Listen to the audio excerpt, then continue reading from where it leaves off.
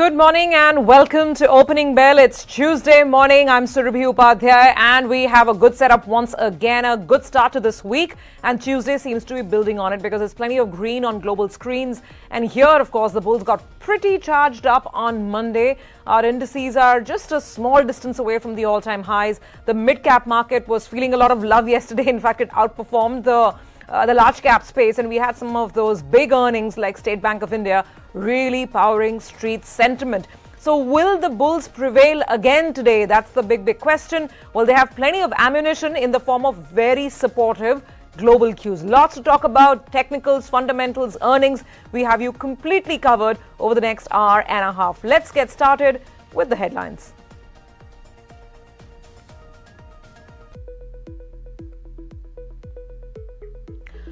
Wall Street wrapped up the session on a positive note, with technology stocks once again setting the pace. The S&P 500 posted back-to-back gains, while the Dow Jones touched a fresh record as investors brace for a packed week of key economic data. All eyes are on U.S. retail sales, which are due later today, followed by the closely watched jobs report on Wednesday and inflation data on Friday. Asian markets taking their cues from Wall Street's upbeat close. Japanese Nikkei continues to ride the post-election rally powered by the so-called Takaichi trade. South Korea's Kospi is inching closer to its own record highs. Back home, the GIFT Nifty is signaling a firm start for Indian equities. Crude oil prices hold on to gains from the previous session as lingering US-Iran tensions keep markets on the edge despite signs of progress in recent talks. At the same time, gold and silver extend their rebound as the dollar slips to a one-week low, with investors turning their focus to US jobs data due later this week. It's a busy day on the earnings calendar. Titan is expected to deliver a dazzling quarter, with standalone revenue seen rising nearly 40% versus last year. Meanwhile, strength in the CV business is likely to lift Eicher Motors' Q3 ride. Also, watch out for results from Britannia, Grasim, Apollo Hospitals, and Jubilant Foodworks, among others.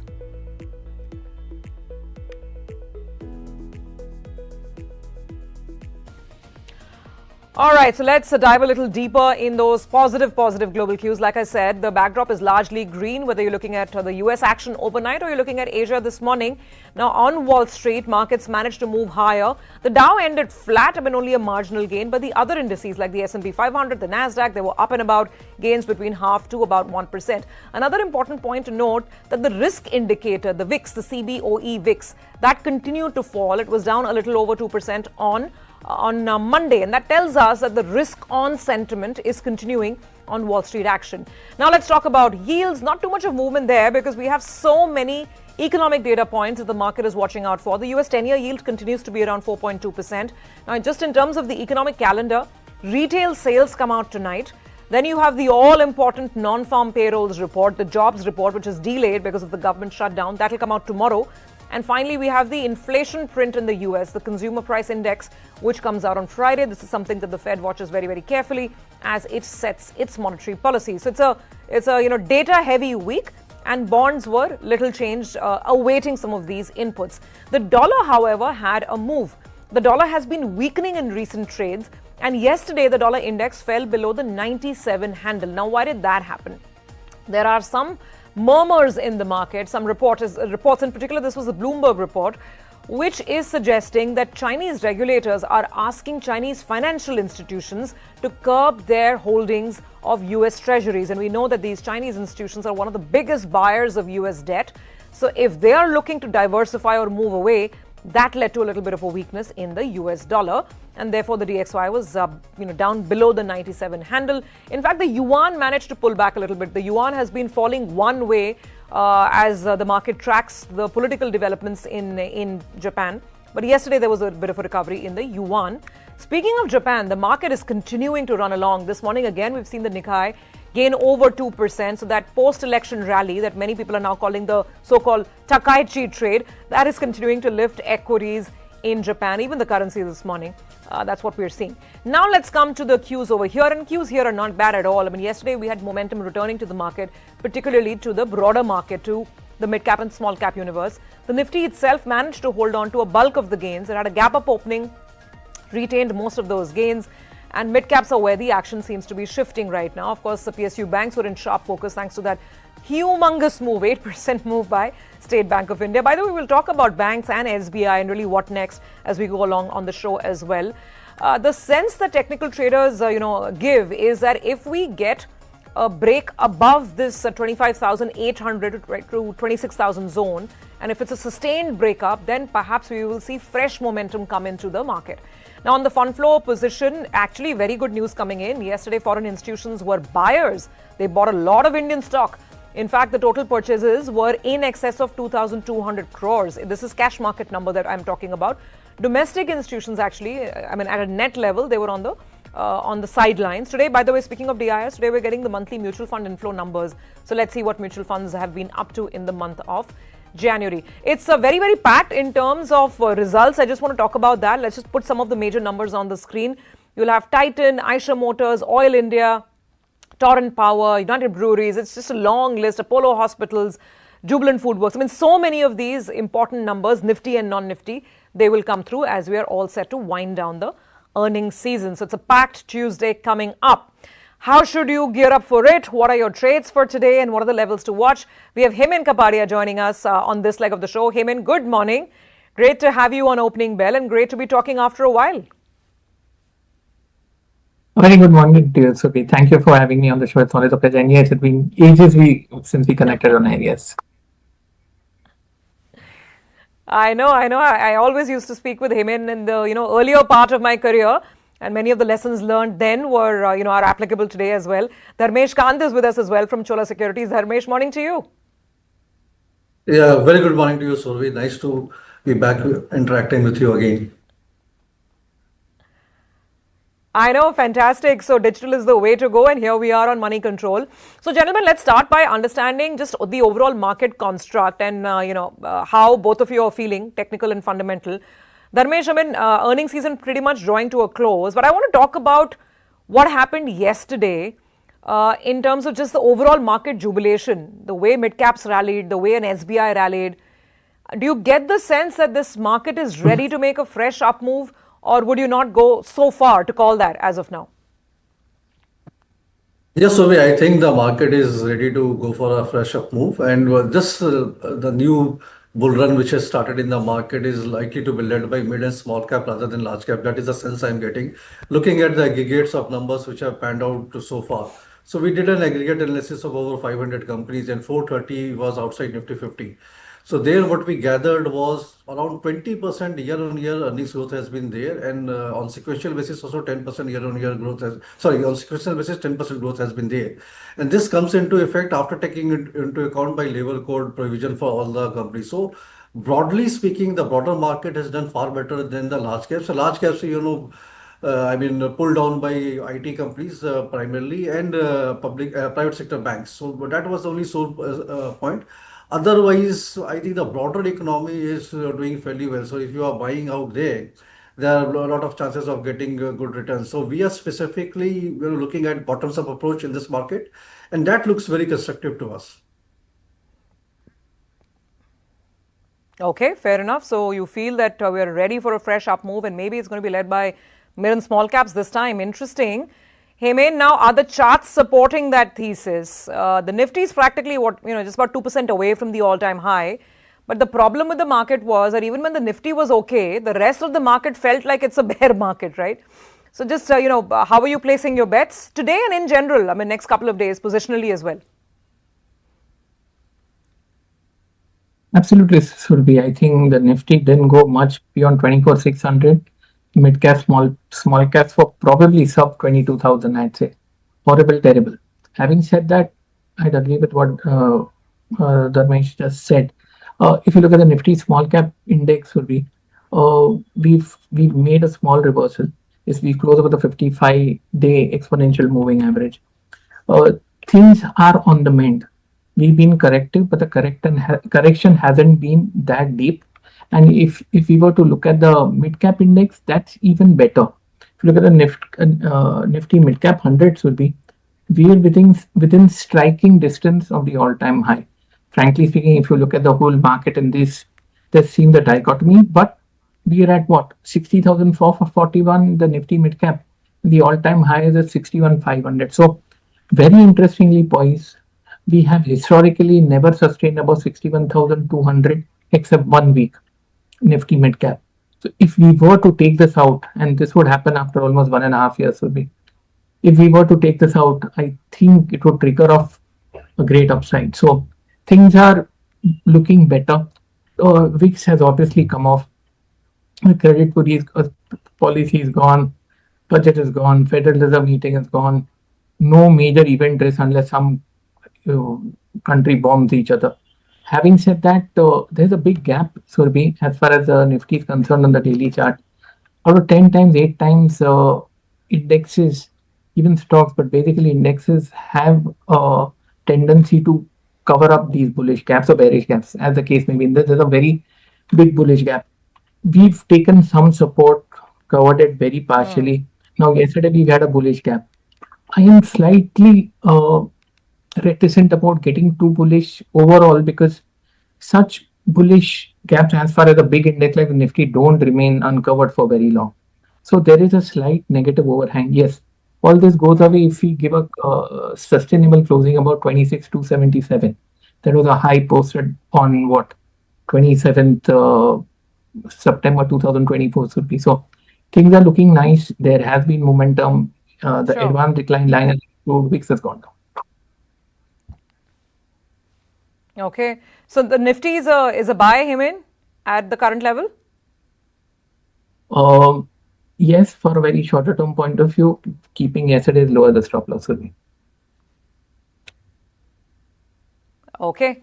All right, gentlemen, stay on. We have lots of stocks to talk about and the overall trades for today, and of course the compounding idea which we want Dharmesh to give us. But before that, let's quickly run through the stocks and news. We are at the fag end of earnings season, so there are some earnings and there are some important announcements beyond earnings as well. So let's quickly tell our viewers about today's list. Let's start with BSE. Watch out for this stock. In all probability, it could show a positive reaction to earnings because the numbers are looking good. BSE continues to gain market share as well in the third quarter. The total operating revenue is up about 16% for BSE. It's coming at about 1,244 crore rupees. The EBITDA has gone up by about 12.5%. The margin, however, has compressed a little bit for BSE. We're talking about a margin compression of about 215 basis points, and this is largely because of the labor code impact, because they had to apportion about 24 crores on the wage cost front.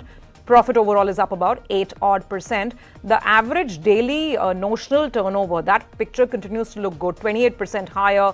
Premium is up almost 30%. So overall stats are looking good for BSE, and a lot of brokers this morning have been upgrading that stock and coming out with the tall price targets as well.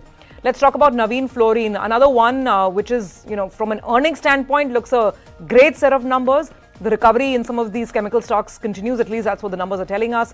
The profit has surged to 185 crores. It was just 83 crores in the same period last year.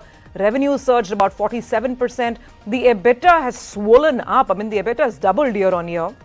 That's what we're talking about. And therefore, the margin as well has expanded to 34.4% versus about 24% last year. Aurobindo Pharma, profits up about 7.5%. Largely, I mean, this is an inline set of numbers when we talk about Auro Pharma. The revenue is up about 8.5%. It's slightly above estimates, actually. The revenue is done better than most of the street estimates out there. EBITDA is up about 12.5%. And the margin has been steady, slightly, incrementally better year on year. The margin has come in at 20.5%. Bata, not too bad, considering we've gotten used to seeing so many negative quarters from Bata. This one's not disappointing too much. The profit is up about 13%. Revenue growth is up about 3%. The EBITDA has managed to show some traction, about 6.5% growth on EBITDA. And there's a small improvement at the EBITDA margin level as well. Margin has come up to about 22.4%. So those are some of the earnings you should keep on your radar. Then there are some stocks in news beyond earnings as well, and I'll just read out them. Gravita. The company has signed a binding term sheet. The value is almost 565 crores. They're looking at an acquisition of Rashtriya Metal Industries. Ambuja Cements is in focus because the NCLT has finally approved that merger scheme of Ambuja with the Sanghi industry. So the merger, gets underway. RailTel has managed to get an order. It's a letter of award from West Central Railways. The project value is about 455 crore rupees. Look at Marico. Marico continues to pick up some of these small tuck-in acquisitions. This one is called Skinetic. and the value of this acquisition is about 262 crore rupees. Segal India has announced a big order win. 1700 crores is the value of this order. It's a ultra mega solar project that is, they're in. That's now part of the company's overall order book. So these are some of the names. There's Zydus Life, which is going to be in focus on the back of earnings as well.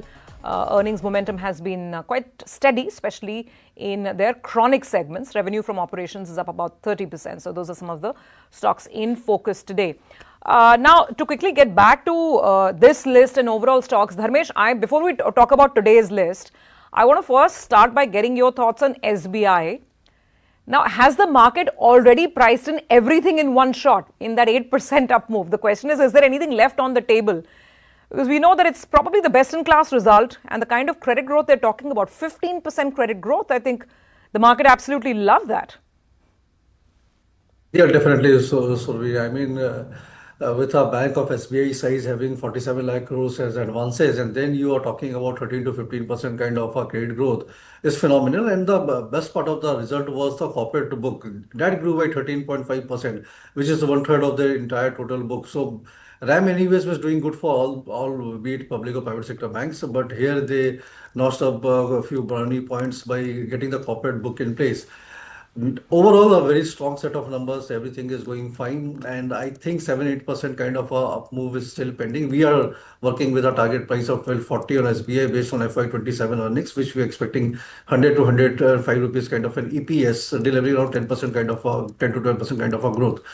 Having said that, the only caveat out there is, I mean, there is a lot of argument that why, public sector banks are not valued at par with private sector banks, where public sector banks have delivered very good set of numbers, around 15-16% has been the new norm this time around. Look at, I mean, Bank of India, Bank of Baroda, as SBI all have delivered such kind of a numbers as compared to private sector banking space who are struggling with even, a double digit kind of a growth, 10-11% is where they are landing largely. The catch point here is the return on asset ratio for most of the private sector banking space is around 1.7 to 2 times ROA, whereas for public sector banks they are still struggling to get to 1 or 1.1 times ROA. So return on asset, if it improves, then I think the re-rating to say 1.7 to, I mean, 2 times price to book will come for public sector banks, which I think if next 2 quarters or 3 quarters goes stickier at 15-16% kind of a growth, then that will definitely happen because ROAs definitely will improve thereon. So a place to be, it's definitely a good portfolio investment. And I mean, if traders are looking to make a fast buck from here on, that looks unlikely. But investors, I think they should remain invested in SBI, and maybe by September quarter, we can see a huge re-rating coming in all the public sector banks again. Okay, so there's still upside. I mean, fresh upside is possible, says Dharmesh. Got that point.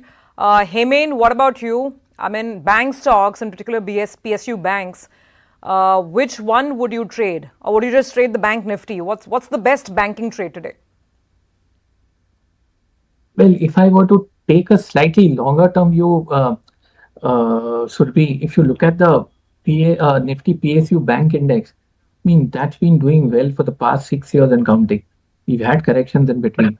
So maybe one can buy the Nifty PSU ETF itself, There are a few asset management companies giving the ETF. So rather than try to pick a winner, well, I like something like a JK Bank, hasn't moved in a year.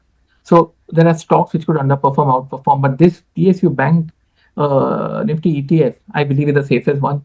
But otherwise, PNB, Bank of India, all of them look good. Further upside seems like a very distinct possibility. Okay, so that's on banks. Got that. Dharmesh, quickly, some of the results that came out yesterday, BSC and especially Navin Fluorine, I thought, and some of these stocks are getting a lot of broker upgrades as well this morning. What did you think of both of them, and do you like these stocks, BSC exposure here, and on the chemical side, how do you rank Navin Fluorine? Yeah, so first on BSC, I mean, the numbers were pretty much in line, but I think going forward, as NSE, comes out with its IPO, a lot of, resetting and re-rating of the valuations will happen, to which I am a bit suspect about BSC holding on to its current valuation multiples. depending upon what kind of pricing NSE does for its IPO. As of now, around 15% gap is there based on the unlisted price of NSE and BSE on the earnings multiple basis. Going forward, again, I see a bit of a volume squeeze in next financial year as STT kicks in. So most of HFT days will go away, but that would be more to do with NSE rather than BSE because BSE is still to catch up on the derivatives volume. So, I mean, people who are invested, they can still, be invested. But my advice would be to take profits on BSE and wait for NSE IPO to roll out and then take informed call out there. Naveen Fluorine came out with excellent set of numbers, be it, HPP, that is high performance products, or the hydrofluorocarbon space specialty chemicals and CDMO. Everywhere there was a good ramp up and excellent set of numbers. I think this year they will end up with all-time high profitability out there. The only caveat is the valuation multiples have surged pretty high. It's trading in excess of 50 times 1 year forward PE multiples. And the sustainability of same a slight miss. Chemical is a very volatile space, so one quarter bad can have a sharp correction come into the price. But the numbers were excellent. Privi Specialty again came out with numbers which I think again a very good set of numbers. They are basically into aromas for detergents, soaps, and personal care along with some pharmaceutical specialty chemicals led by Camphor. So these two companies, what I have noticed for last 3 quarters consecutively, they have been delivering better numbers, and the ramp up has been quite fast. So momentum is there. I mean, one can trade the momentum. Privi valuation wise is more comfortable than Naveen, but again, the different set of businesses they are into of a specialty chemical. Advice would be, I think, with all this EU trade deal and US everything settling in and China getting a bit isolated. So 1 year should be a good for all the chemical space and like ether industries, Naveen Fluorine, Primi looks pretty attractive to us along with SRF. And SRF. Okay, so you like the overall space and plenty of other names there that Dharmesh is talking about. Got that. So that's on two big stocks that reported numbers. Heyman, I need to ask you about these textile and exporter stocks. I mean, whether there is anything beyond a one-day trade, because the other news this morning is that Bangladesh has signed its own trade deal with the US, and their tariff has now come down from 20% to 19%. But I think the bigger issue is that if Bangladesh textile exporters start using US-made cotton or US-grown cotton and US-made yarn, then they can export, I think, practically duty-free.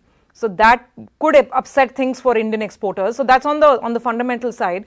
But just technically speaking, is there any more steam left in names like Gokuldas or Pearl Global or Wellspun Living? Oh, so the Gokuldas has been on a one-way streak over the last 1 week, mainly due to the deal. Obviously, this could change the calculations. We've had a humongous run where it moved from sub 50 to 1250. I think we worked under correction of a greater degree, Surabhi. So I'm not very excited about many of these stocks. I have a feeling that they're basically corrective. Even Pearl Global has run up tremendously. So most of these stocks have had that day in the sun. Relatively, Wellspun Living hasn't done much if I were to compare them with Gokuldas and this. So that's where we could be seeing some relative resilience. The other two are just obeying the laws of gravity. Super run-ups, correction. Near-term momentum, yes, but otherwise it'll take time. Okay, all right. So be cautious. Maybe the run-up's kind of been too quick. What did you make of this news, Dharmesh? Do you think this Bangladesh trade agreement, could it knock out the wind from the sails of some of these exporter stocks? Again, I mean, from a portfolio perspective, would you keep anything in the portfolio now? Textile, apparel, shrimp feed, etc. I mean, shrimp feed, maybe yes, but we're not covering any companies out there. But textile apparel, the answer is no. The reason being there are too many moving parts out there. But Subi, I mean, if you look at the entire the structure from the time the tariff thing started, so the sense which I get is US, the first target was to get their, exports totally duty exempt, and that is what they've negotiated with all the countries where any imports coming into any other country from US gets a duty of around 0% or a nominal duty, and that is how they negotiated by levying a higher tariff, and then they are renegotiating with lowering our tariff. I mean, we have seen with Japan, South Korea, he rolled back the tariffs. With India, they have done, and now with Bangladesh, this is a different kind of a setup. So essentially, the feeling which I get is the US wanted to, boost their own manufacturing and other produce to other countries at a zero rate, and then get a favored nation advantage out there. So that will disrupt many of the trade balances. I mean, this is not over yet. There are many rebalancing of businesses will happen based on the input cost and the entire, the structure works out. And there, I think it's too early to celebrate victory out here. So, I mean, those areas which are clearly sensitive areas should be avoided. I mean, auto ancillary and automobiles one can still play out, but textile and all, there are a lot of competition out there. So, we are staying out completely. Okay, so being cautious on some of these exporter names, particularly some of the textile stocks. Got that. By the way, we're very close to 9 o'clock, so we'll start getting our pre-open rates. Let's see if the bulls can maintain their momentum. So, gentlemen, it's that time of the show where we ask Himen for the trades of the day and Dharmesh for a compounding idea. Not for the day, compounding ideas compound over time. So, Dharmesh, which stock would you go with? Earnings season is practically drawn to a close. Yeah. You can give us one or maybe 2, 3 ideas. Our viewers don't mind. But on fundamentals, what do you like? So I will give you two stocks. One is from the IT space, which has been, bombed out and a lot of, stomachs out there. But only one stock which we have been liking in the IT space, and that is a product company and not a services company, and that is Orient Pro Solutions. So we have been recommending this. The stock price is corrected from our recommendation price, and it's hovering around 940, 950 kind of levels right now on the stock price basis. But we think the trajectory of 25-30% kind of a revenue growth is intact. The Q3 earnings were quite solid this time around. And a lot of, the order book itself has swelled from 16 to 1700 odd crores. So the con call, the management sounded very confident. And data center is one thing which is likely to play out in a big way. So they have 6 order wins apart from data center last quarter. Data center one order win in the month of January has happened from IDBI Bank. It's a small ticket size of 20 crores, but it's likely to open up doors for a much larger kind of a pie. Management did not quantify the number, but I think they are sitting on a huge pipeline, a good pipeline. Not only Olimpo, the rest others are also there from the Realty Pack and other stocks. But this particular company getting on the valuation comfort, we are very confident about. 308 crores is what FY27 earnings we are So, estimating Orient on Pro. PATs. Yeah, Orient Pro, yeah. Oh, just Orient Pro. Orient Pro is the stock. Yeah. So you were talking Yes. about the earnings trajectory. So what is the expected, Yeah. earnings improvement? So around 28% kind of a CAGR we are expecting on the earnings. FY27 earnings, I mean 28 earnings estimate is around 308 crores. So last year they did around 188 crores kind of a pack, and around 28% CAGR we are expecting. The other stock which I think merits a good attention out here is the IndusInd Bank. It's from the private sector banking space. I think a lot of the pain has been through. Some more cleaning of the books will happen, and the management was very clear on getting rid of inefficient, be it asset or liability, and that is why we see degrowth in the advances, and the deposit degrowth was there because deposits are highly priced. So they have been rebalancing the same out there. Going forward, I think it's available at one time's price to book. I don't think much bad news will come through. Some more cleaning may be left out for, say, Q4 and Q1 onwards. And when the business starts rolling by, because I have a deep respect for their current MD, Mr. Rajiv Anand, the call is primarily based on him taking over as the charge. So this can be again a doubler in next 1 year's time frame. So by second quarter of FY27, you will see the things rolling back in for IndusInd Bank. So that is one which we are taking a contra call based on the presumption that the worst is over. Very, very interesting stock choices there. So IndusInd Bank, I agree with you. I think the entire industry, the entire market is watching with bated breath because Mr. Rajiv Anand, I mean, he's a veteran when it comes to Indian banking, right? And I mean, there's a lot of hope that he will turn things around and get the bank back on the growth trajectory. So two compounding ideas from Dharmesh, IndusInd Bank and Orient Pro. Got that, Dharmesh? Hemant, trades of the day. What are you going with? Surbi, if I have your permission, can I give trades for the month? Because the markets are too volatile to give an intraday Sure, call, which okay. will open with a gap. Okay. So, okay, two stocks. Firstly, Grasim. Fair enough, absolutely. Grasim has given a breakout on the weekly chart after 32 weeks. So that clearly quantifies as a breakout buy.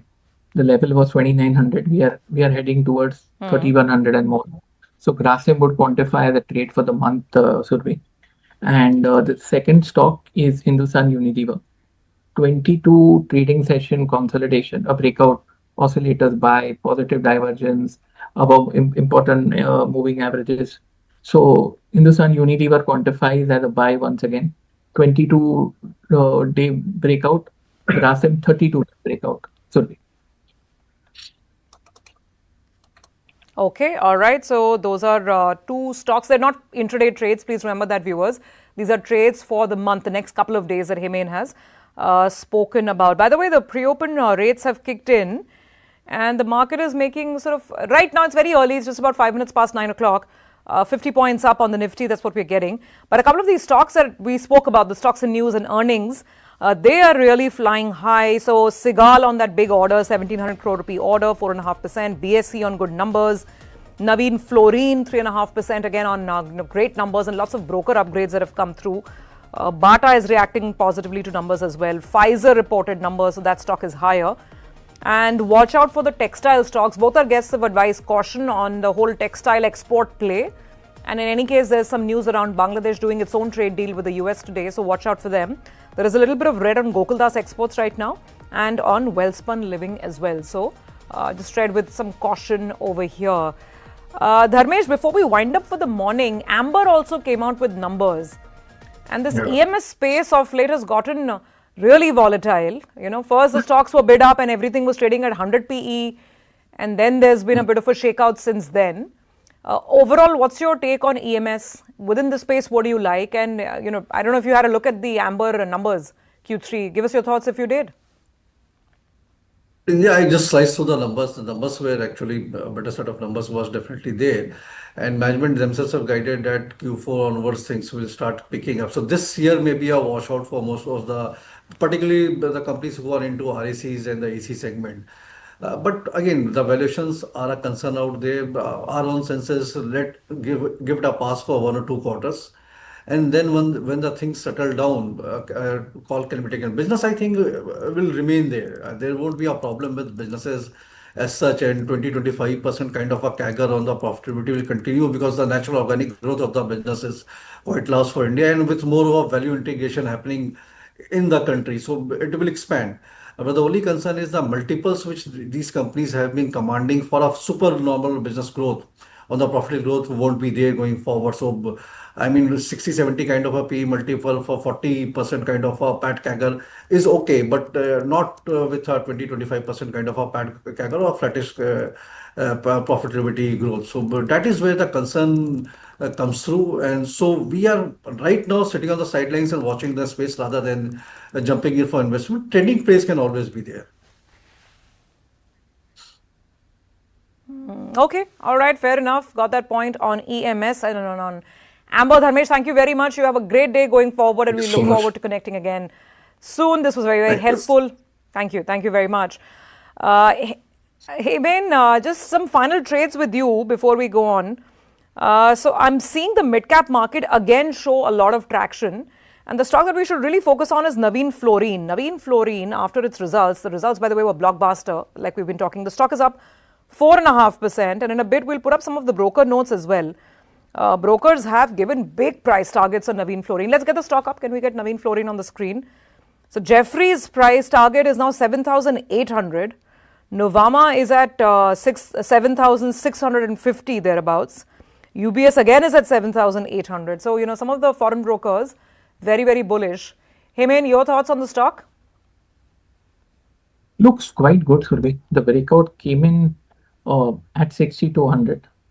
I think you mentioned one of the brokerage targets at 7,800. Very much possible. We have been in an uptrend for the last quite some time should be, and it continues unabated. The way I see it, we've been in a move for the last 12 years, and we continue to do so. Okay. Do you find traction in the rest of the space? I mean, I'm getting some questions, by the way. So our YouTube feed is live, and there are people asking some questions. Alex is saying, how does Deepak Nitrite look? I think with a couple of these good numbers, Hemant, the focus has really gone back on the chemical space in Q3. So Deepak Nitrite, Aarti Industries, I don't know if you've seen any of these charts of late. Anything else in chemicals? Or is Navin Fluorine, will that be your best bet? No, if the stock opens with a gap up and or continues to do so, I'm not sure risk reward ratios in favor chasing it. It looks good, no short ideas, no exiting, but buying fresh, comfort levels not there. Deepak Nitrite looks interesting, should be above 1700. Technical green should start appearing, would look more apparent. Looking good, base formation in place, downside limited, nothing much to lose.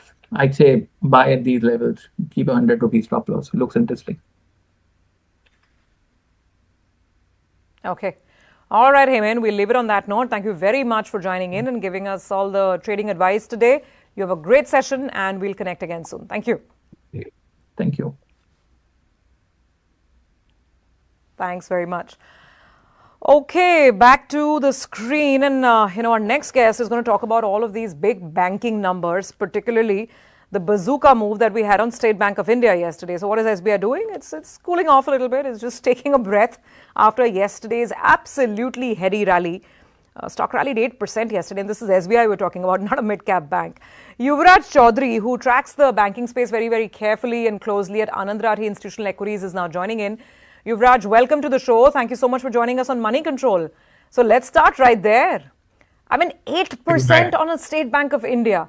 There were a lot of positives in the result. I think the asset quality was great. Margins were looking fine.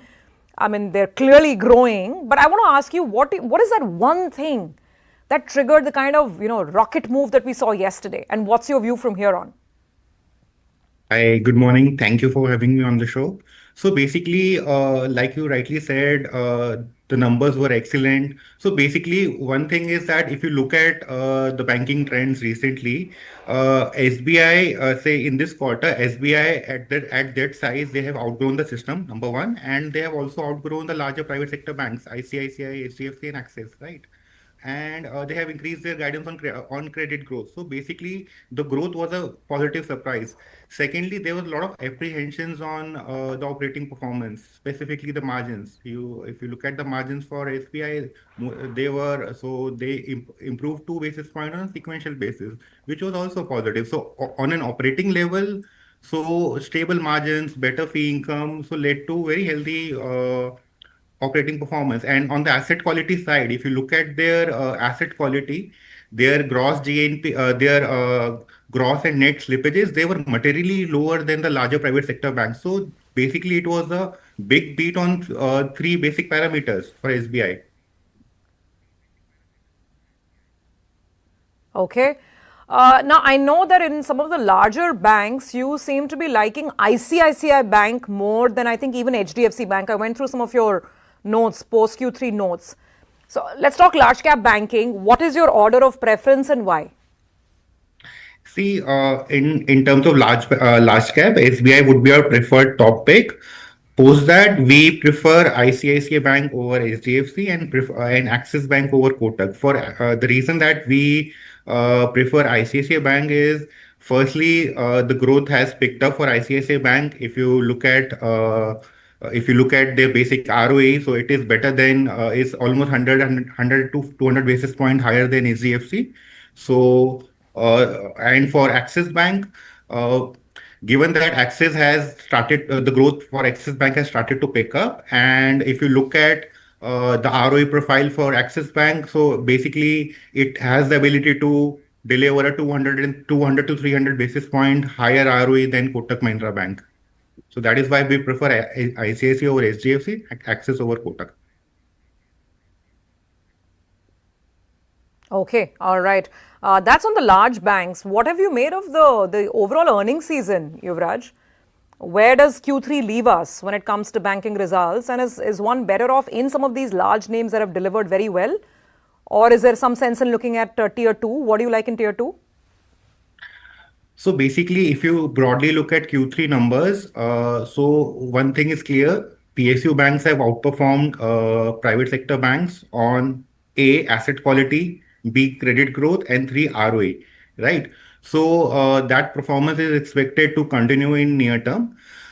Within the larger private sector, within the private sector banks, we prefer regional banks like Federal Bank, KVB, CUV over other banks, given that the ability to grow faster than the system, healthy asset quality, and decent profitability. Okay, so that's the call. A lot of the tier 2 banks which have recently raised capital, banks and NBFCs actually, in that entire cohort, are you watching for anything, whether it's Shriram, whether it's RBL Bank? I mean, any of these, do they make it to your list? See, capital raise is a positive for banks and NBFC who have recently raised capital. However, if we look at fundamentally these banks, so we prefer banks which have better balance sheet, which have done better on the asset quality side. See, credit growth would be an outcome of and how my asset quality has behaved over last few quarters. See, if my asset quality is healthy, I would be able to grow fast. I have the ability to grow faster than the system, even with adequate capital. Okay. All right, Yuvraj, we'll leave it on that note for today. We've just run into market opening, but thank you so much. This was a very helpful conversation. Tells us how to think about some of the big banks and understand the numbers. Thanks very much. We look forward to connecting again soon. Let's quickly take a look at what's happening. We've got the opening, and the opening is positive. It's a quiet start, but quietly building on gains, and quiet is good after a big move which we had yesterday. So you've got a 33 point up move on the Nifty. The index has managed to scale to 25,900. The Bank Nifty is quiet. Remember, the Bank Nifty was leading the charge yesterday with a 1% gain, so it's sort of a steady opening. Let's see what the gainers are. So on the Nifty, let's pull up the Nifty gainers. There's ONGC, there is Axis Bank, there is Tata Motors, there is Cipla, there is Titan. Titan is reporting numbers today. So you can see it's sort of cutting across sectoral lines. It's a very diverse kind of a broad move on the Nifty. There's Trent, which is up. Reliance is about 0.5% higher. Bajaj Auto is higher. Eicher Motors is up, which is reporting numbers. So it's across, pretty much across the board. You can see the mid-cap index on your screen, which is not too bad. It's in sync with the Nifty. A 0.2% kind of a gain coming in for the mid-cap index as well. By the way, there is a cool-off in IT. That's a very clear trend. First up this morning. So Wipro, you've got Tech Mahindra, Infosys. A lot of IT stocks are down. They're not falling too much. 0.25% to about 1%. That's what we're talking about. But there's a bit of a negative down move on IT. Metals are cooling off. Hindalco, JSW Steel. These are some of the other names on the red side of the screen, and the gainers, of course, are out there. That's the IT index. Let's show some of the the stocks as well. Coming to the stocks of the day. Oh, look at this. Here's where the action is. Segal India, which has announced a big order win, 1,700 crores. It's a solar order that they're executing. 7% up on Segal India. We should put up that stock. Bata is rallying big time on numbers. Like I said, the market just got used to having bad numbers from Bata almost every single quarter over the last so many quarters. But this time Bata has delivered. There's steady improvement across margins, across EBITDA, across the top line itself. 6.5% up on Bata India. RailTel, again, this is an order win that's powering the stock. RailTel is up about 6%. Pfizer reported numbers, 5% up on Pfizer. BSE's numbers are being very well received by the market, 5% up on BSE as well. So lots and lots of stocks buzzing around on news flow. And Navin Fluorine, the stock that we were just discussing, where a lot of broker upgrades have come through. Navin is up about 4%. So that's another stock that's in focus. Largely speaking, it's looking good. I mean, but yeah, you have to say the big movers are Bata, and let's not forget Segal India. We should keep that stock on the screen as well. 5-6% up. Segal is CEIGALL, just queuing our director to fire up that stock. So these are some of the big movers on the upside. On the downside, like we were, cautioning our viewers, and our guests were pointing this out, be a little wary of the textile exporting pack. It's had a great run up. It's more of a trading play. Very few people talk about pure investments when you're talking about these stocks. And now with the Bangladesh news coming in, people are using that as an excuse to book profits. So your names like Trident, Gokuldas Exports, Wellspun Living, all these stocks are down between 3 and 4% at this point in time. That's Segal. That's the one that I was talking about, where the order winners come in. They're building, this is a solar order, 1,700 crores, and the stock is really building on gains. And then we're talking about Trident, Gokuldas, Wellspun, all those stocks which are under pressure as we speak. Okay, so that's the opening, and things are looking steady, at least as far as the Nifty and the Sensex are concerned. We've got a 0.25% increase on the Nifty, 0.25% increase on the mid-cap index. That's how it's looking like. Let me see what else is moving on the gainers tally, because the broader market is still holding up quite nicely. Other stocks like Amber is reacting well to numbers, 3.5% up on Amber. Some of the other railway stocks, Ircon from the railway pack is having a good start. It's about a 4% opening on Ircon. Railtel I mentioned, thanks to the order. More names like Praj Industries is doing well. MTAR Tech is up and about. Genus Power, 4.5% higher. So that's how it's playing out. Let me see if there's anything worth noting on the losers tally. Not really, I mean, not quite. There's Paytm 197 Communication. That stock's off to a little bit of a weak start, about 2% lower. Okay, so that is the market opening for now. Let's do one thing. We've got a lot of broker recommendations as well from the morning. Lots of brokers have written. We discussed some of the brokerage reports on Naveen Fluorine. There are several others. Those are the Nifty losers. Like I was saying, IT is a bit soft. Some of the financials, Bajaj Finance, SBI Life, they're also cooling off. Metals are cooling off. Hindalco, Tata Steel, these are names which have a little bit of red. Nothing too huge, but there's a little bit of a cool off on some of these names. Let's do one thing. I think we can pull up all the brokerage reports of the morning. Lots of brokers. Naveen we discussed, but there are a lot of other result reactions on which brokers have written. Let's take a look at all the brokerage calls of the day, and then we'll be back with our next guest.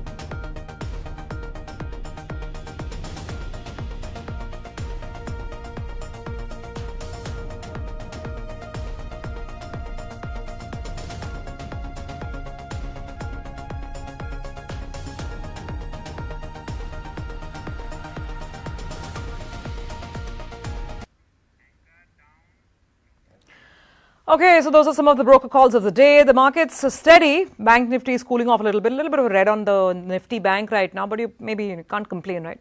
Considering we had a huge move yesterday on bank stocks, all thanks to SBI. So where is this market now? How is it poised, and what should investors be doing? Let's put that question to Ajay Bagga, who's of course no stranger. He's a veteran in these markets, seen so many cycles. Ajay, great to be connecting again. It's been a while. Yes, absolutely. And delighted to be on your show again. Ajay, so, so much to talk about, but let's kind of take a moment to assimilate everything in. We've got earnings on one front. We have a lot of these global issues that have settled, starting with the trade deal. So how do you think we are positioned now after a very rocky start to 2026? Yeah, still, I would say we are in a wait mode. Overall, if you see over the last 14 months, emerging market funds saw inflows of nearly $190 billion, and we actually saw outflows.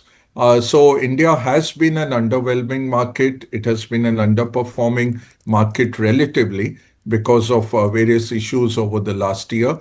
I think we are slowly coming into a catch-up mode, but I would say still early days. The big move will come when there is clarity on earnings. So I think we plateaued in terms of downgrades in the September quarter. This quarter has been okay, not very great, good for a few stocks, but overall, I think it's still in a wait and watch mode. The big thing is we've had huge events now go by. So Union Budget was largely positive on balance. And we have had the Indo-EU trade deal progressing, and finally the framework for an Indo-US deal, which will again help sentiments a lot. So I would say still in a watchful wait mode, but the sentiment will turn. I hope over the next 3 months we will see more clarity on earnings recovery, and that would be the catalyst then driving the Indian markets. And this year we could outperform based on that if there is an earnings recovery, which we are quite positive about. We are looking at 14 to 15% earnings growth this year, and that will help the markets then to start performing again. Ajay, so on the earnings front, I mean, last couple of years it's been a big disappointment. We start the year with a hope of 15%, and then it trickled down to 5%, 7%. But do you think FY27 indeed is the year when we get back to steady double-digit earnings growth? And if yes, then which are the sectors that will showcase the best earnings resilience or earnings pickup? Yeah, I think this becomes the year when we get back to that mid double-digit earnings growth. The sectors leading, of course, industrials continue to do well, defense continues to do well, railways. These sectors are topics, and then financials. Financials now, on the back of the RBI rate cut, most of the cycle has gone through. If you look at transmission, the transmission has happened for deposits to about 96 basis points and the loans to about 106 basis points. So you have actually seen a NIM compression over the September and December quarter. Now the tailwinds are coming through where there is going to be an expansion of credit. RBI has put in durable liquidity into the markets. The government has not spent as much. So government has been quite careful. That has been one issue in terms of the liquidity. Second, the RBI action of selling dollars and buying rupees to shore up the rupee. That has led to some amount of liquidity drainage. But the RBI has been committing liquidity regularly. And right now the market is well funded. So I would say banks, financials will be beneficiaries of that. And auto looking good as well. Based on the GST cuts, the auto numbers are pretty good. So the entire value chain for autos, from auto parts suppliers, auto ancillaries, tire makers, all should benefit from that. Okay, all right. By the way, I'm just going back to the stock screen for a bit because so many stocks are reacting, absolutely in an amazing way to earnings. Amber Enterprises from the EMS space is up 5%. This is a result reaction that's playing out. Pfizer came out with numbers. Pfizer is up about 8%. When Pfizer's numbers have been really, really well received by the market, it would appear. In fact, if I look at, some of the up move, it's coming in from, I think, the margin profile. Margin has gone up to 35% for Pfizer versus 27% last year. And I think the market's absolutely taking note of that. So that's a big stock that's on the move. What else? You've got Bata, which is reacting very well to numbers, 7% on Bata. Railtel, Ajay was just talking about, railway stocks perhaps showing better earnings next year. Railtel, which announced an order today, is up 7%. That's Bata for you, 7% up as well. PN Gadgil came out with numbers, another jeweler stock. And PN Gadgil is up 5% as well. Remember, we had great numbers from Kalyan Jewelers yesterday. Kalyan was up almost 10%. And Gadgil has followed that up 5% higher. Today, Titan is reporting. So, jewelers in focus as well. Okay, so Ajay, let's get to some of these narrower segments one by one. These jewelry stocks, do you see a sustained up move? I think the Kalyan reporting 40% growth, the market, was absolutely dazzled by that. But do you think those sort of run rates are sustainable? And then are you better off in the leader here, the leader of the pack, which would be Titan? Or do you think there is a case for some of the tier 2, tier 3 stocks as well, just because the sector is in a tailwind? Yeah, I would say the top end jewelers will benefit the most. There is a volume expansion. Plus, the US deal brings gems and jewelry into 0% tariff. So that's going to be a huge tailwind for the sector. They will look at exports very strongly. And you have a lot of options here. Even in the mid-cap jeweler segment, who are export-oriented companies. I would look at them as well. But clearly, the top two will really benefit from that. And as a corollary, I would say the gold lenders are also doing well. They will continue to do well. And the good thing is the banks have also entered the segment. So customers will get much better rates. And better service overall. So a lot of competition in the segment. All have realized that it is a very juicy segment where Indians are holding huge gold, have huge gold holdings. And if you can dip into that and offer lines against that gold holding, it's a very good product with hardly any bad loans, and it's a completely secure product.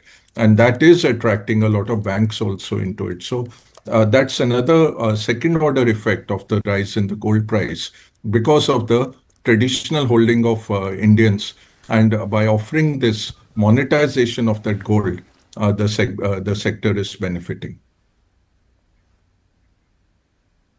Okay, so this is one sector to keep an eye out on. You mentioned railways, Ajay. Now, again, a sector that did very well in 23-24, then was forgotten for most part of 25.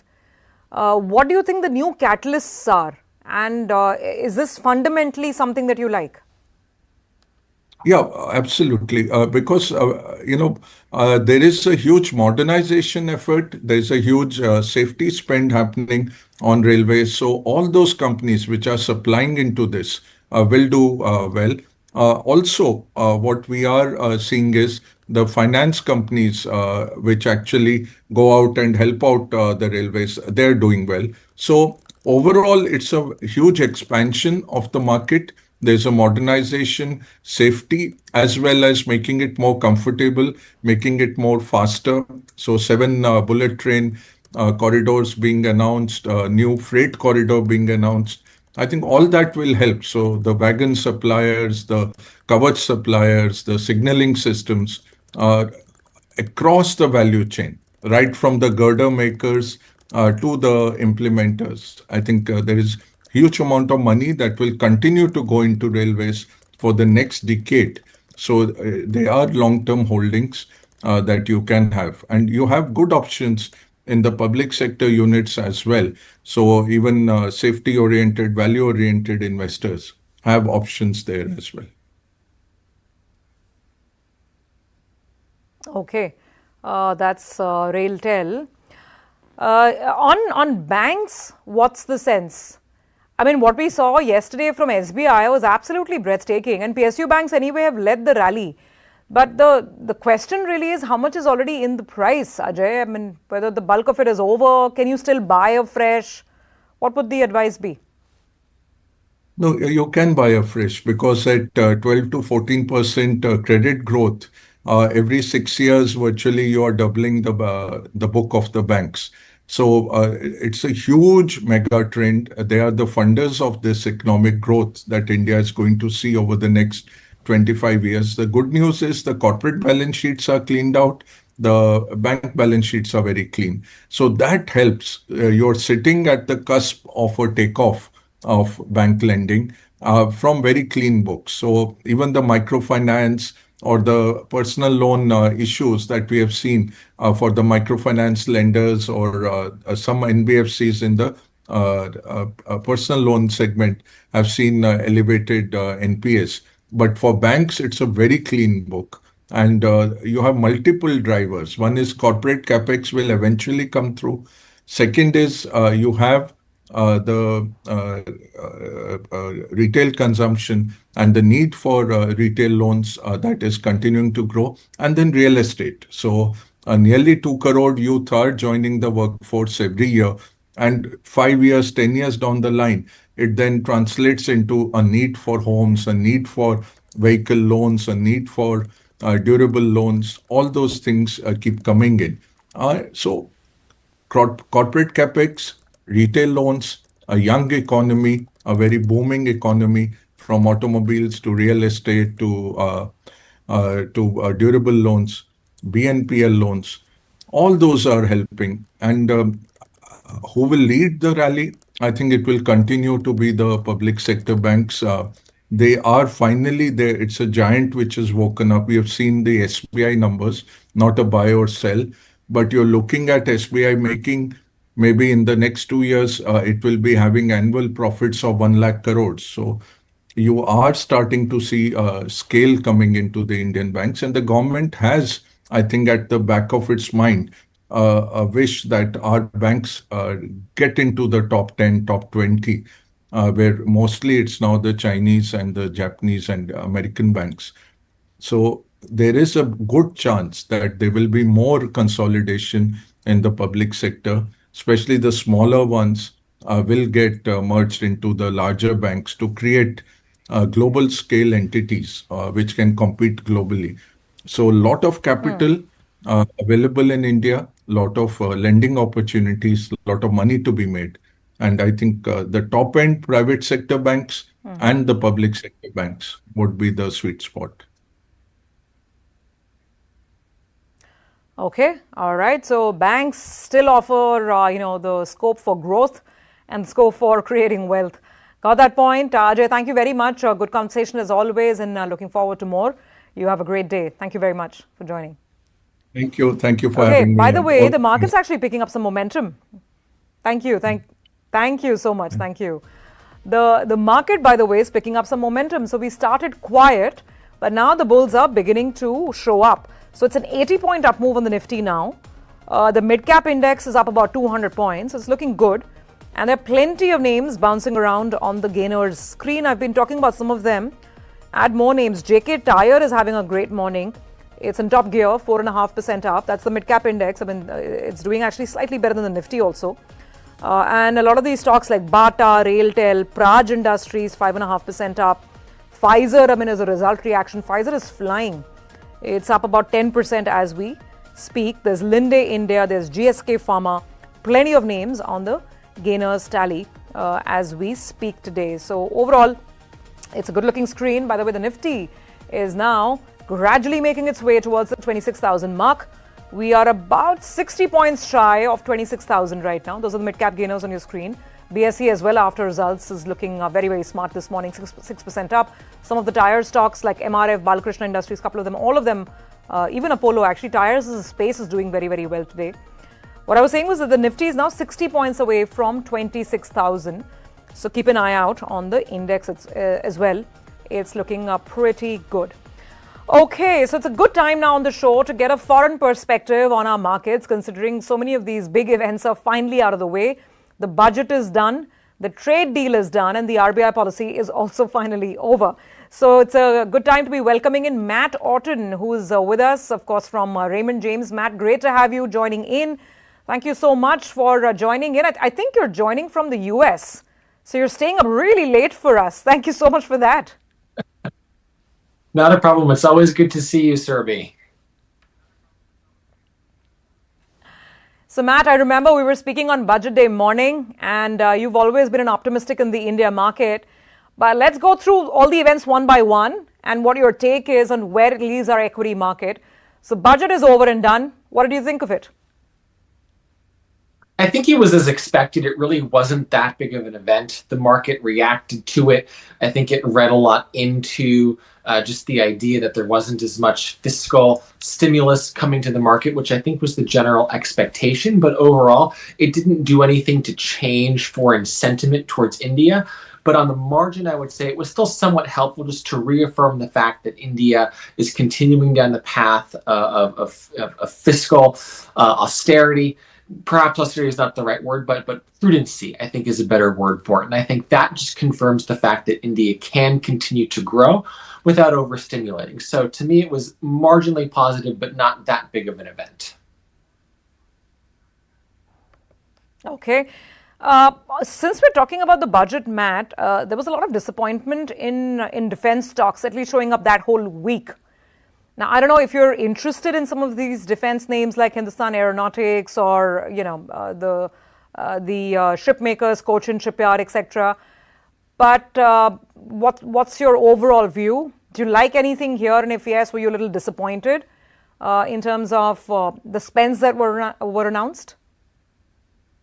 Yeah, I think while the spends may have been a little bit disappointing, the market, I think, got a little bit ahead of itself.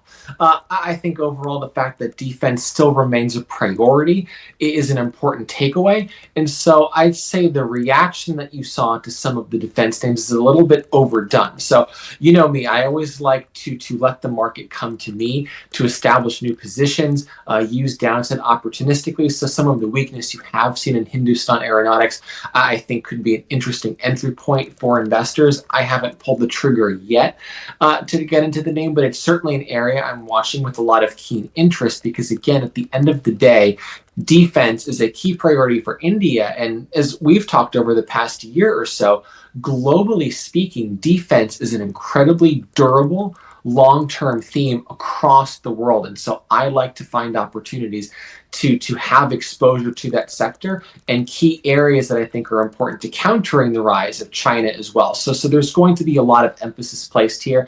And I think in years to come, you're going to continue to see a lot of money spent, and having a free trade deal, I think, is also constructive with the US as well, just signaling more of a partnership between the two countries. You got me to my next big event, right? We had barely taken a breather, barely caught our breath after the budget. And then we had the mega announcement from President Trump, right? It was really welcome, long overdue. What do you think, Matt? I mean, does it really change anything materially for the market? 18% is great. We love 18% versus 50%. You know, Surbi, I think it does. And I think the trade deal, coupled with the fact that the RBI, I think, held its ground, given how strong economic growth is in India, I think those two events coupled together were very important for the market. I think the trade deal, while there's still a tariff level in place, exports to the US aren't a huge number.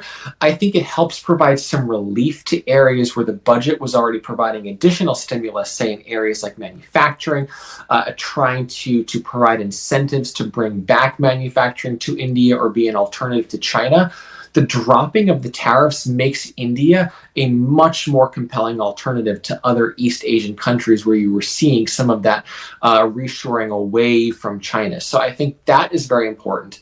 Sentiment is also very important because I think the fact that we had the trade deal, which was frankly a surprise to a lot of investors with respect to the timing, I think that forced a lot of foreign investors who may have been short Indian equities to cover those shorts, helping provide a pop to the overall market and really force investors to reconsider the strength of India's economy with respect to where its market has been trading at much more compelling valuations than it has over the past few years. So I think that was a good signal for foreign investors to say, maybe this is an area that we should be considering because Indian equities punch well below their weight with respect to their market capitalization in global markets and where they trade in all of the global indices. So I think that has helped provide some fire underneath the Indian equity market.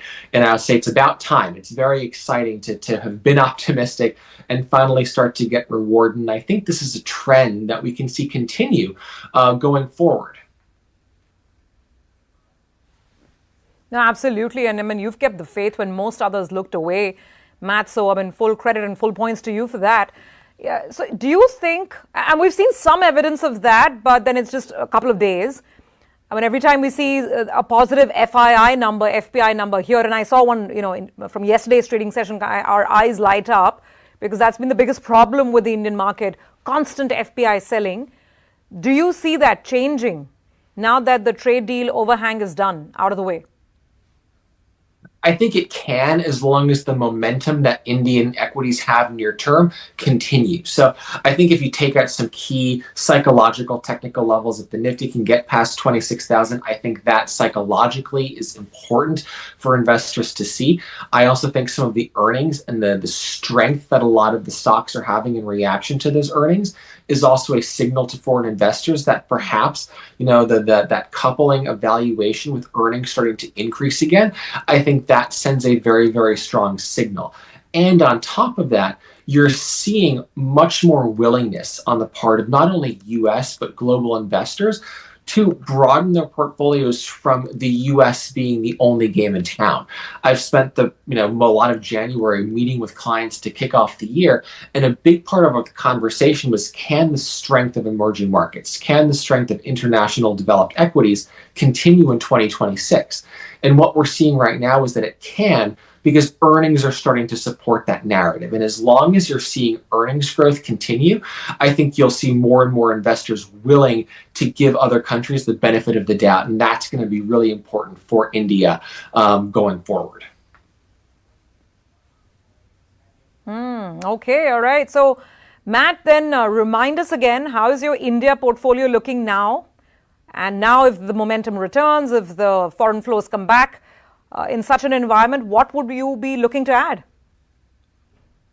So defense is an area, like I mentioned, Surabhi, that I'm looking to add in.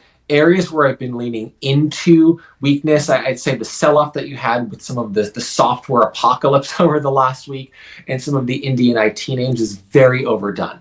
Indian IT has been on my radar for a while. HCL is my top pick in the Indian IT space because I think it is a clear beneficiary as more and more companies adopt and utilize artificial intelligence, and they're seeing margin expansion that I think can continue.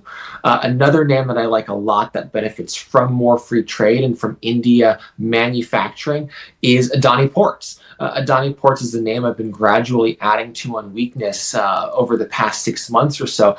And I really love the fact that the management team is leaning into their logistics business. It's high margin. It helps capture more value across the entire, I'd say, spectrum from all of their clients, from shipping all the way to ports. And so I think their ability to capitalize on that opportunity is really, really important. And it'll be a big driver of growth going forward. And then continuing to play on this idea of a growing middle class, premiumization. I think the top asset in the space is M&M. Not only do they lean into the premiumization, people moving up in the EV space, but also agriculture. So the sell-off that we've had is definitely a good opportunity to get in. Okay, so that's Adani Ports, Mahindra and Mahindra.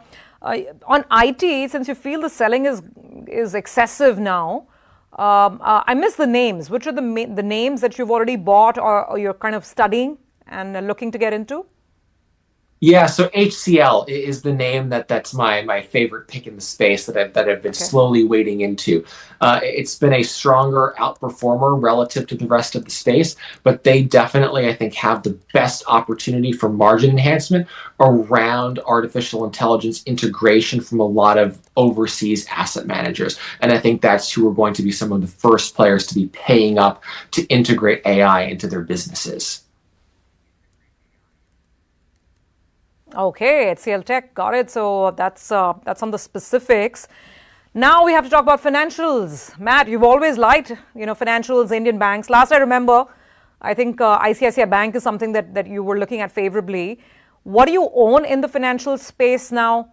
Yesterday, we had an 8% up move on State Bank of India. Some of these state-run banks are doing so well, thanks to the Q3 numbers. What do you make of overall banking and financials here? So I'm constructive. I've been a little bit disappointed by the market reaction to what I would argue are solid results. So to me, I had been paring back my overweight to names like ICICI and HDFC, which are my two top weights in the overall private bank segment. I've never quite loved the profile of some of the public banks, so I've stayed away, but certainly the results we're seeing are strong, and I think that's encouraging for Indian equities as well as the financial space. But I would be looking to, if we see a little bit more weakness, if valuations become a little bit cheaper in those two, that's interesting. Axis Bank is another one where I think numbers have been good, but the stock hasn't performed as well as I would like it to. So I think those are names to look at. But another one that's not quite, I would say, on the direct financial side, but I think that has a really good, strong tailwinds is Paytm. Paytm, just India sitting at the forefront of, I'd say electronic financial integration. It's one of the best markets in the entire world for that. And Paytm stands to benefit. And I actually thought their earnings results were really good. So I would lean into some of the weakness there to pick up exposure to really high quality assets in the space. Okay, so paring back some of that exposure on ICICI Bank and HDFC Bank, but looking at other spaces like maybe a Paytm, like perhaps an Axis Bank. Got that. Matt, so finally, as we wind down our conversation, it's been a great one as always. What's the sense? In India, the funny part is that the market has gone to 26,000 several times. This is probably the third time that we'll go above 26,000, but it doesn't feel like a bull market. That's the problem with Indian equities. Do you see that changing this year, anytime soon? I think it can, Surabhi, and I think a lot of it rests on foreign investor willingness to put more money to work. So I think if you can continue the rally in the short term, that will force short covering, which in turn will provide a bid to the overall market. And if we can break through the previous all-time highs, I think the momentum will continue because there is interest overseas, finally, in looking at other markets besides Japan, besides the US, besides European financials. And I think there's a lot of interest in emerging markets as a way to get cyclical exposure that's cheaper than what you can get domestically here in the US. So I think the narratives are lining up. The fundamentals are lining up. So if we can get the technicals to give us that little pop that just really forces everything to come into alignment, I do think we can see a really strong finish to the first quarter. Okay. All right, Matt, always filled with optimism after we speak with you, and today is no different. And thank you so much for making sense of a lot of these big events, whether it's the budget, the trade deal, or the RBI policy, and just how you're looking at your portfolio. It's been a very, very helpful conversation. We will let you go and get some rest and look forward to the next one. Thank you so much. Thank you. Thank you. Have a good night. All right, that's Matt Orton from Raymond James joining us all the way from the US. Let's get back to the screen. And it's good. It's steady. Nifty, mid-cap index, both of these indices are up about 0.3%. So it's it's holding quite steady. Let's fire up some of the Nifty gainers before we get to the final leg of our show. Look at that. So we started quiet. There was a bit of a dip and the dip is getting bought. It tells you that the market momentum is on the upside. People are looking to buy the dip and sort of trade it on the way up. That's the mid-cap index. Pretty similar chart there as well. Let's get to Nifty gainers. Fire up all the stocks. Eternal, Tech Mahindra, Tata Steel, Jio Financial, Titan, Maruti Suzuki, ONGC. It's just kind of going on and on, right? And the stocks are coming from so many different sectors. There's Bajaj Auto, Tata Motors, there's TCS, Sun Pharma, BEL. It's across the board. It's one of those days where almost everything is moving higher on the Nifty. Not much to complain. On the downside, however, I do want to point out some of the large NBFCs, the non-banks on the Nifty. They are weak. Now, let's flip this with Nifty losers. And there you'll see stocks like Bajaj Finance, Shriram Finance, there's SBI Life. So some of the non-banks are a little weak. SBI itself is cooling off, but you can't complain. After an 8% rally, SBI is down about 0.3% as well. So those are some of the losers. Interglobe Aviation also slightly lower this morning. But overall, it's a good-looking screen. Nifty is at 25,950. Now, by the way, let's see if we've got our colleague Aishwarya joining in. Do we have Aishwarya with us? Moneycontrol, of course, had a very long-ranging interview with Tata Steel's top management, and Aishwarya is with us. She was one of the reporters who was out there for that interview. Aishwarya, good morning. Good to have you in. Congratulations on that superb interview with Mr. Narendran. So we just wanted our viewers to know about the interview and the key takeaways. I mean, what's the sense that you picked up from Tata Steel? Good morning, Surbhi, and thank you for having me on today. So definitely Tata Steel had a very strong set of numbers in Q3, and mainly that is powered by the India demand. The EBITDA is up 31%, EBITDA margin expanded 300 basis points, and also they had some 6 million deliveries of steel in the quarter. That is a first for any quarter. So India demand is strong, and there is no backing down on that. But there's another interesting moment for Tata Steel, especially if you look at Europe.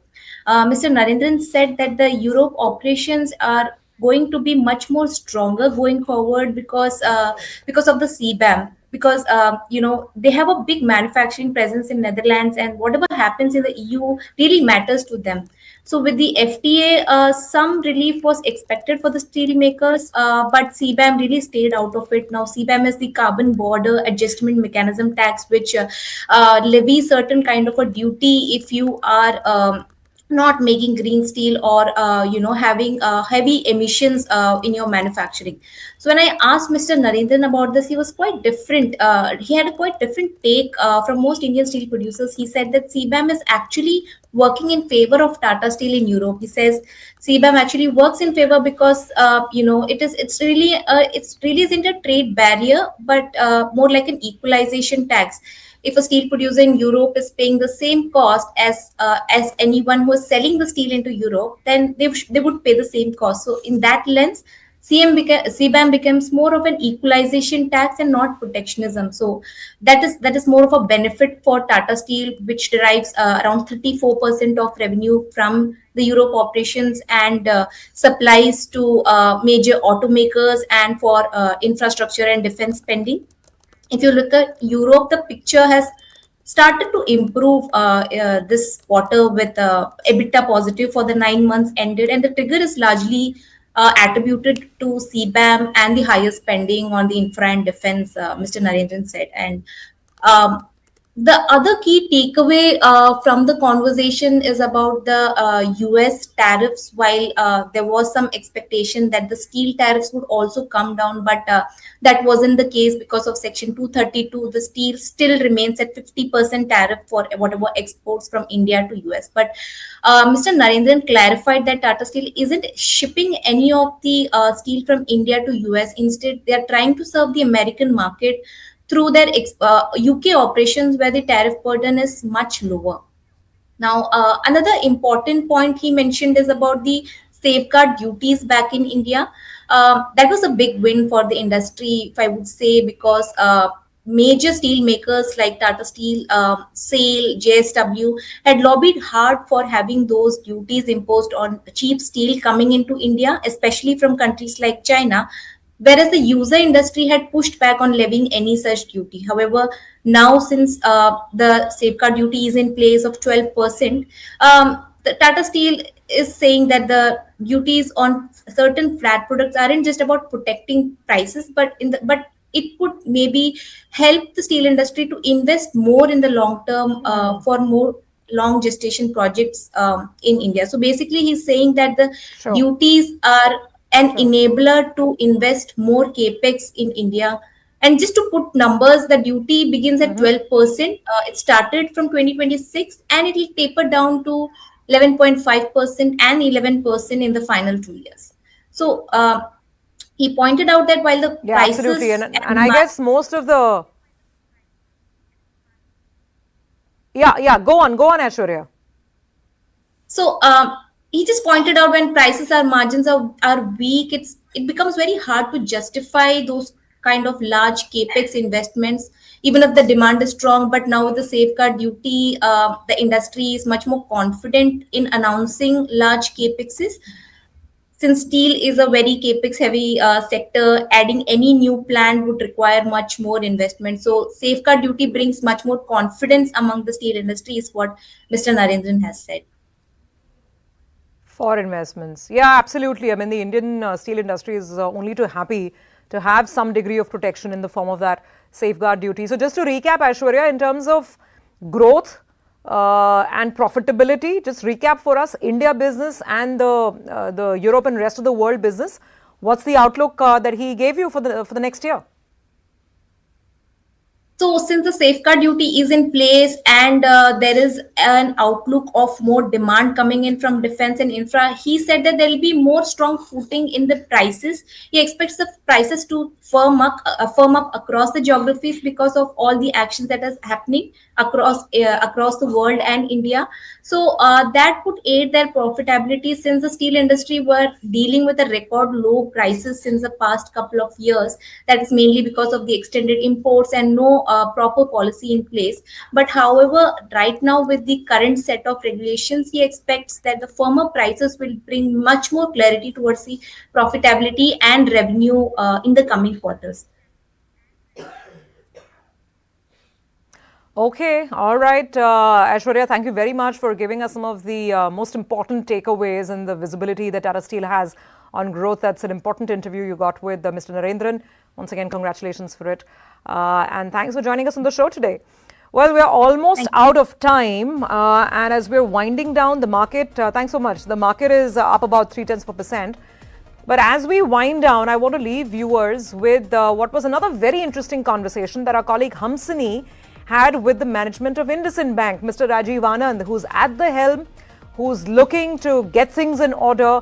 And you just heard one of the guests on the show as well talk about how there was Dharmesh Kant and IndusInd Bank is one of his top picks. And all of it rests on the fact that Mr. Rajiv Anand is one of the most respected bankers in the country. Here's what he's saying on the IndusInd Bank turnaround, the road ahead, growth, fixing things. And he says his first couple of months in office have been, quote unquote, exhilarating. Hear out the views, and thank you so much for watching us on Opening Bell today. It's been about 5 months or so in office. How would you summarize this if I were to ask you in a sentence or so? I think it's been an accelerating experience. You've come in into a bank which has gone through a fair degree of trouble really over the last 6 months, the 6 months before that, and so therefore. It was a challenge that was anticipated. I did anticipate that it would be a challenging experience, but I think what I've been able to see, do, and work with the teams over the last 5 months has certainly energized me. I think this is a franchise which is under delivering to its potential, and so therefore to that extent. I do believe that this is a bank that I'm very certain that over the next 3 years will be a bank that all of us will be proud about. That's really nice. That's really nice. You did talk about how you had some concerns while accepting this assignment. What in your mind you thought would be the biggest concern as a CEO of IndusInd Bank should you be stepping into, and has that concern played out yet, or where do you see that concern really, how do you see that concern shaping up? When I was evaluating the opportunity, I mean broadly I knew that there were two very good businesses, three very good businesses which are very different, which is the commercial vehicle business, the gems and jewelries business, and the microfinance business. So therefore one knew that there was a differentiated business strategy in place, and one really knew that was certainly something that we could build on as we go forward. You also knew that the franchise is strong, and finally you knew that the position from a capital perspective is more than adequate.